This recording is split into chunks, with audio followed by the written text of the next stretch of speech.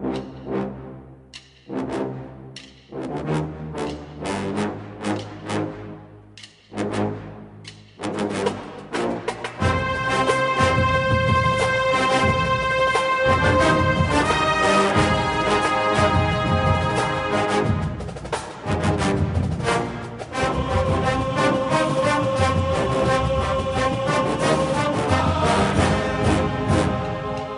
morning, Bucknutters. Welcome to the Bucknuts Morning Pod here on Wednesday, April 8th, 2015. I am Dave Biddle, and I'm joined by Alex Gleitman. Alex, yesterday we learned that Dontre Wilson had a second surgery on the broken foot that he suffered. The talk at the time was he would be back for spring ball, but he obviously had a setback of some sort. The good news for the Buckeyes is they're stacked at that hybrid position with Jalen Marshall coming back. They're moving Curtis Samuel in there. They have Paris Campbell. They can move it into hybrid. But still, I'm concerned about Dontre Wilson. He's now had a second surgery on that injured foot. Yeah, I mean, while Ohio State's obviously not thrilled that Dontre is not back for spring ball, I think this is actually worse for Dontre Wilson than it is for the Ohio State Buckeyes. I think this is a guy who, after 2 seasons in Columbus, really hasn't lived up to the hype and the expectations that came with him as a recruit at DeSoto High School in Texas. He's definitely been a solid contributor for the Buckeyes. He's definitely made some big plays. He started to really kind of fall into that receiver role that he really transitioned to last year kind of nicely. Had a big game against Indiana, Michigan State. He caught that touchdown with the broken foot. So he's definitely a contributor, but he's not that. Everyone expected D'Anthony Thomas when he came to Ohio State, and it seems more and more likely that, you know, Jalen Marshall and now Curtis Samuel, who's playing a little bit of age, could be the two guys that are kind of that more explosive guy in the slot. And Dontre really is going to have to get healthy and prove that he's, you know, that he's better than, or at least good enough, as good as those two guys to get on the field and really make some plays for the Buckeyes this year. I do expect him to play in the fall, but it seems like, you know, just a little bit he's kind of fallen back behind Marshall and Samuel at this point. And moving to the defensive side of the ball, Gary Conley, as Kerry Combs put it, has a, quote, slight edge over David Webb to be the starting corner opposite Eli Apple. But Kerry Combs is very impressed with Gary Conley. Talked a lot about him yesterday. He says he's bulked up. He was too skinny when he came into Ohio State. He's only 168 pounds dripping wet, and now he's up to a solid 190. He's pretty much where they want him.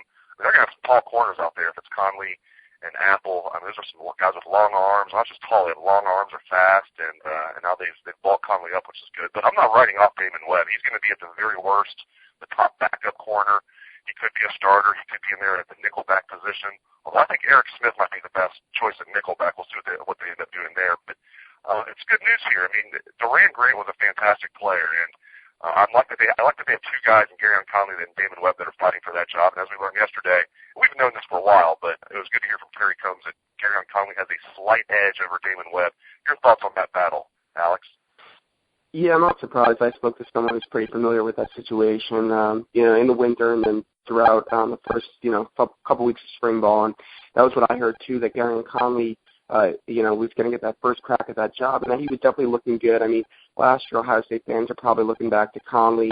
I think it was the Michigan State game he started, and he just looked like a deer in the headlights. I mean, it looked like he had no clue what he was doing. And Eli Apple, who was a bit banged up, and that's why Conley got to start, came in and played injured and was definitely much better. But so I think Conley learned from those experiences, and I think he's taken, you know, that and really developed confidence this winter. He knows this is his opportunity to get the number 2 cornerback spot. He could be he was a redshirt freshman last year, so he could be the starting cornerback for 2-3 years, depending on how long, you know, he ends up staying in Columbus. So this is just a great opportunity for him, and he's seizing it. But Damon Webb also sees the opportunity as well, and, you know, he understands, you know, kind of where he fits in. I think Damon Webb's going to be an outstanding player for Ohio State, whether that's, you know, starting as a corner this year, playing the nickel, just being the third cornerback. But eventually he will be an outstanding cornerback at Ohio State. So it's really good for Chris Ash and Kerry Coombs that they have two guys, at least two guys with Marshawn Lattimore coming back full go next week, that they feel that they can plug into that spot that Duran Grant is vacating. On the recruiting front, Jarrett Garantano, the number 6 pro-style quarterback in the country, wrapped up his unofficial visit to Ohio State. Now, we had a source tell us that Ohio State's feeling very confident that they're going to land Garantano. But then again, you look at the crystal ball picks, and Ohio State's only receiving 21%, whereas Tennessee's receiving 64%. That's quite the gap there. But I trust our source here. It's a very good one, and I'm curious to get your thoughts on this, Alex. If you're a betting man right now, where do you have Jarrett Garantano going?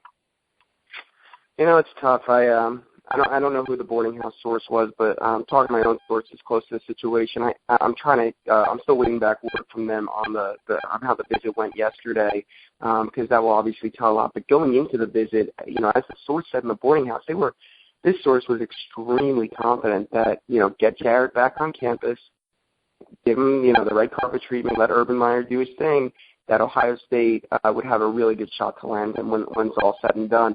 Right now, Ron Callahan of our Tennessee site, he was told last night, put your crystal ball in for the Tennessee Volunteers.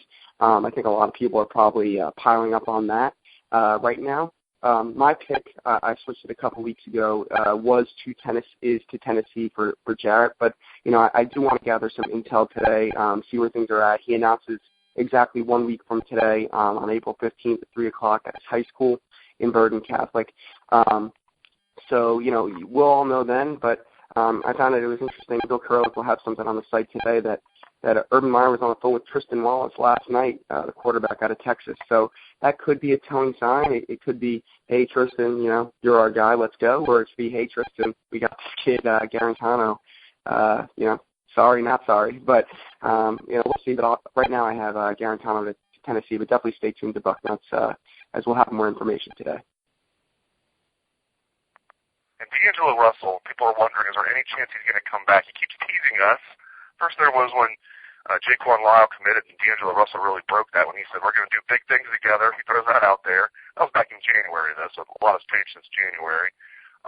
And then he's playing, as you reported, he's playing pickup basketball over Jesse Owens South, and not only playing pickup basketball with other OSU students, but saying, we've got to make a habit out of this. So he's either teasing the crap out of us, or he's actually considering coming back.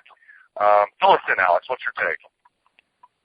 I think there's actually more of a chance of Dwayne Long running around with clothes on following us getting a big recruit, following Ohio State getting a big recruit, rather than D'Angelo Russell coming back. I just don't see it happening.